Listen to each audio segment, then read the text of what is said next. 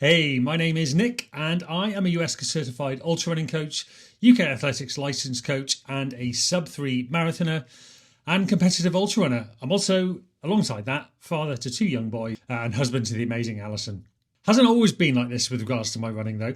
Back in my early 20s, I was, quite frankly, overwhelmed, exhausted, stuck in an endless cycle of training with little to no improvement, no achieving clear progress, and reclaiming my passion for running, and most importantly, feeling empowered and more balanced in my life. Quite honestly, in just a few months, and what I'm going to do in this video is show you how you can do exactly the same thing for yourself. Because the problem nowadays is that everybody has a platform to give running advice. But sadly, not everybody has the qualifications to do so. It's often more on a personal experience basis rather than on the individual specific needs and science-based evidence. As a result, you try everything, but nothing seems to be working, and you're stuck in this loop of following generic one-size-fits-all plans or these apps that leave you, quite frankly, frustrated, annoyed, overtrained. To get you out of that cycle, you need to be able to understand some of the core principles and tailor your training according to your specific needs and goals. Because if you really want to improve your health and performance, and let's face it, you want to stop doing that junk mileage, right? So this video is for you if you're looking to gain a deeper understanding of some of the science, but simple science behind run training, trusting the process and actually achieving some of those goals that you have set for yourself. You want to break through performance plateaus without being trapped by these rigid, ineffective training plans or apps. You want to train less, perhaps, and achieve more so that you can enjoy that quality time with your family and not get divorced. So that's what I'm going to help you with. This video is not going to be for you if you're looking for a quick fix or some magic workout plan or your exact weekly mileage. This is likely going to be one of the most valuable videos that you'll have seen, because I'm going to be showing you everything simply starting from how to harness adaptive training, science for consistent, sustainable progress for you, strategies to customize your workouts to fit your lifestyle. I'm going to show you how to integrate strength training and recovery days to help prevent injury for those lasting results. And yes, this stuff works, not only for me, but also for countless everyday runners who've transformed their performance and in a lot of cases rediscovered their own love for running. But yeah, now that's all out of the way, let me dive into this. Let's go. Okay, so as I said before, the trouble is that everybody's got running advice these days. You've got Instagram, you've got blogs, you've got YouTube channels, and okay, I've got all those three, but a lot of it is just personal stories that's dressed up as gospel. It's not science. It's not strategies that are tailored to you. And I stress that all the time. It has to be tailored to you. If it's not tailored to you, then it isn't going to work. You could pick the best plan off the internet in the world. It could look the prettiest plan that you've ever seen, but ultimately it is not tailored to you. And that's why I don't actually create plans. I don't sell static plans. I only do coaching because it's tailored to that person. So if you are following a plan off the internet, if you are following something like even like these apps like Runna and Cooper, they're not going to be 100% tailored to you.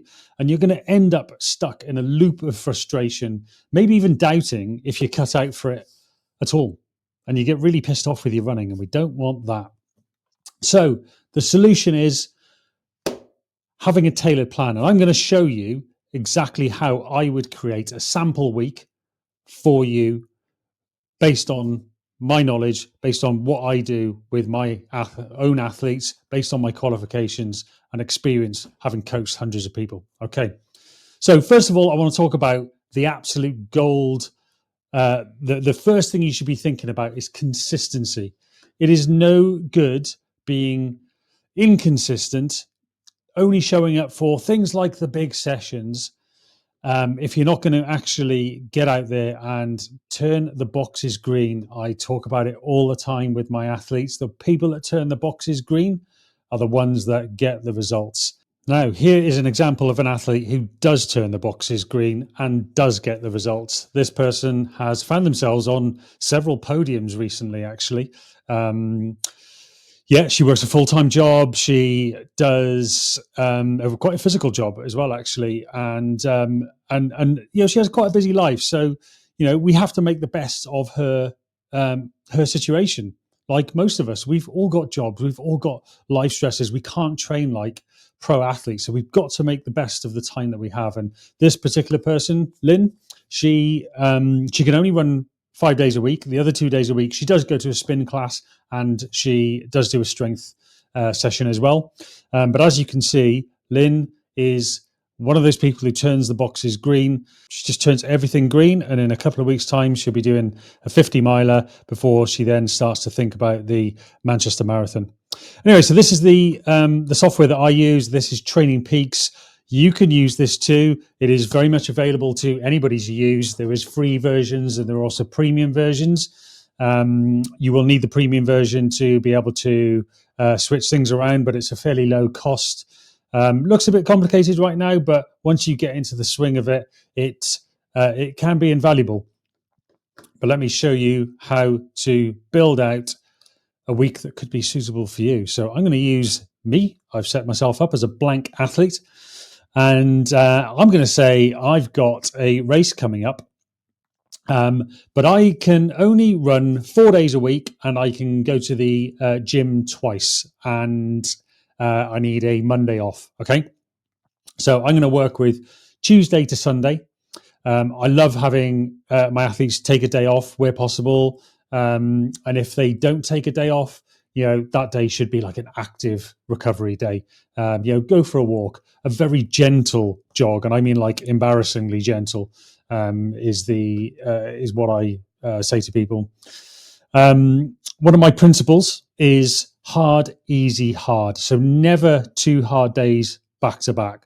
So if you've got 2 speed sessions in a week, or a speed session, and then you've got your long run, don't tend to have them back to back very often, particularly two speed sessions. We need that easy day in between. So a Tuesday is a great day in this case where we've got a Monday off. It's a great day to be doing a speed session because you are going to be on fresh legs. You've had Monday off. It's a great day to do that speed work because you're going to be fresh. All right. So let's put our first speed session in there. In this case, we're going to do some speed development. That's one of the first things that I would do at the beginning of every athlete I coach. Pretty much, we'll always go through some sort of speed development, because even if you're doing an ultra marathon, like if your 100 miler is going to take you 30 hours, why would you not want it to take 28 hours? So let's get fast, and that helps to set the base for what's coming down the line. All right. So in this case, let me move my head out of the way. In this case, I am going to just pop in a pretty tasty little session here. So this one is one of my famous miracle intervals. Actually, let's put it on next week so it hasn't gone red. This is one of my famous miracle intervals. These are great sessions, really hard, really fast, great for leg turnover, great for neuromuscular adaptation, short bursts of speed with even shorter bits of recovery. There's 3 sets of that. So we're going to do that whilst our legs are fresh. We can put maximum effort into those. All right. So based on the hard, easy, hard principle, our next day, Wednesday, we're going to do something nice and easy. All right. So let's say an hour during the week is pretty much the amount of time we have available to run, because we're busy people, right? Most of us get a lunch break, particularly if we're working from home. A lot of people I coach seem to work from home, so a good time to do that is during lunchtime. You can also do it before work, after work, but let's make it an hour. So a really nice, easy run for the most part. The difference being here is that we're going to do some strides. I love strides. I give them to all of my athletes. Strides, again, very short, hard, fast bursts of speed, but because they're in such small doses, they're really good to do at the end of an easy run. So I put them at the end of an easy run here, and I call strides the salt and pepper of, that's me and my hospitality background, the salt and pepper of running. Without salt and pepper, our food tends to taste a little bit bland. Same with strides. Strides really help you to get that top end speed. All right, the faster you can run at the top end, the more you're going to develop everything from underneath. So little bursts of speed here and there with our easy run strides. Okay. Thursday we are going to do some strength work. So here we go. Let's slide in some our first strength work. I love using the gym. Body weight is not really something I do much of. There are some body weight things that you can do, but really a session needs to be for against resistance, and the heavier we can lift for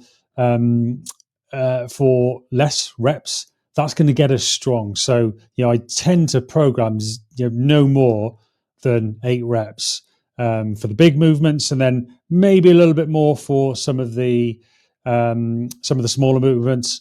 But that'll tend to be what I would do. Now, actually, I'm just going to move this one to Tuesday for our first strength session, and then our second one will pop in on Thursday. All right, so we've got nice. I would actually have the miracle intervals first, and then do your strength work later in the day. We do our easy run on the Wednesday, and then we'll do our second strength session on the Thursday. All right. Then we're coming up to the weekend. So Friday, we are going to do another easy run. And I prefer to work in time these days. It depends on what people are doing for their target race. With marathons, I will tend to go a little bit more down the route of distance. With ultra marathons, tend to go more down the route of time on feet. But let's pop another easy run in there. Then we're going to move on to Saturday. Just this week, why not? Let's do a park run. I love park run. If you're watching from outside of the UK, you may not have a park run. So a park run is actually a free 5K every Saturday. I love using them for setting zones. So you've probably heard of the one set zone models, 1, 2, 3, 1, 2, 3, 4, 5, etc. I use a 5-zone model. I like using park runs because they're free. They're every Saturday. They're easy to get to. There's hundreds of them around the UK. They're out in Australia as well, and I think in lots of other countries too. But that's a really good opportunity to get out there, go run hard. And then what I do is I actually use that time using the VDOT methodology. So there's a calculator online called VDOT, VDOT, and you can put your 5K time in there and it will give you your training zones based on that time that you've run. So you go and run that park run pretty hard and it'll give you those training zones. So when we do then go and do things like marathon pace intervals or half marathon pace intervals, 10K pace intervals, we know that we're training in the right training zone. All right. And then finally on a weekend, we're going to do our long run. So let's slide in a 10-mile long run. We're going to go and have a nice 10 easy miles with our friends. And there you go. We've built a week. Pretty straightforward. But we've got we've got to work really specifically. Right now we're going to do these miracle intervals. The following week we might need to do something that's more like a 90-second interval. Later down the line, as we get closer to race day, you might want to be thinking about, right, well, if I've got a half marathon coming down the line, I need to start doing half marathon pace intervals, which are then longer. Maybe they're half mile, maybe they're 1 mile, maybe you do like 6 by 1 miles, that kind of thing. So this is a really pretty much a standard kind of week that gives you the structure that you're looking for, and the structure that you need to be able to do your training. All right. So, yeah, gym and miracle intervals on Tuesday. We're going to do an easy run on Wednesday. We're then going to do some gym on Thursday. We're going to do another easy run on Friday. We're going to go have some fun at Park Run on Saturday, and then a nice, easy, long run on the Sunday. And that's one of the biggest mistakes 99% of people that come to me in the beginning, they're doing their easy runs too hard. And that's why in the description I've put here, let's call a spade a spade. This is an easy run, so please keep it easy. Remember that no one gives a fuck about your pace on Strava, so embrace the slow. We need those easy runs to be able to build more of the aerobic strength that we need to then go and run hard and be fresh for those runs as well. If you did that easy run too hard, you're going to struggle a bit at Park Run. It's not going to be as easy as it should be, and you're not going to be able to put the quality in that you should be. But there you go, folks. That is a pretty straightforward week of what it could look like for you. Now, one thing to just note as well is some of the advice that I give around fueling. So in the notes, I give warm-up stuff to do, but also you are then thinking about fueling, because this is a speed work session. It's actually not a bad idea to maybe try taking some of those carbohydrates that we talk about. It's really important that we get those carbohydrates in. So nutrient timing is essential. So, hard day, make sure you're fueling it. An easy day, you might not need as many of those carbs. So for an easy run, for example, I don't really give any special fueling requirements, but just make sure you eat something beforehand. Don't run fasted. It's not worth it. Hydration as well. That's another key thing. And then as you get further down the line, we can start thinking about things like mental strategies. Out on your long runs, you could be thinking about how you're going to deal with fatigue towards the end of your races. Practicing with your kit if you're an ultramarathon runner, maybe you want to be thinking about, if you're a trail runner, instead of doing a road run, you want to be thinking about trails. You want to be thinking about elevation, practicing with your poles, for example. So that's all in there. And yeah, this works. This works for me. This has worked for my athletes. I've coached hundreds of people now, hundreds of PBs. We have a little nickname for maximum mileage within my athlete group called the PB Factory. Every weekend we've got people that are going out there smashing their PBs. I've got Paul, who I coach, who is in his 50s now, and he ran his fastest half marathon in 30 years. So there you have it, folks. This is a sample week that you could apply yourself, taking some of those principles that I've talked about where, easy, hard. That is a huge principle of mine. Speed work, getting as fast as you possibly can. Another huge principle of my coaching methodology. Getting strong, getting yourself in that gym and lifting against resistance. Doing hundreds of lunges is not going to be what your body needs. We need to be lifting against some sort of strength. So if you can get in the gym, ideal. Or if you've got dumbbells at home or kettlebells or something like that, you can work with that. Testing yourself from time to time by doing something like, a 5K, 10K, so that you can tweak those training zones to make sure that you are dialed in on those training zones. So yeah, we've covered a lot of the fundamentals here. However, it is really just scratching the surface here. And you've got three options.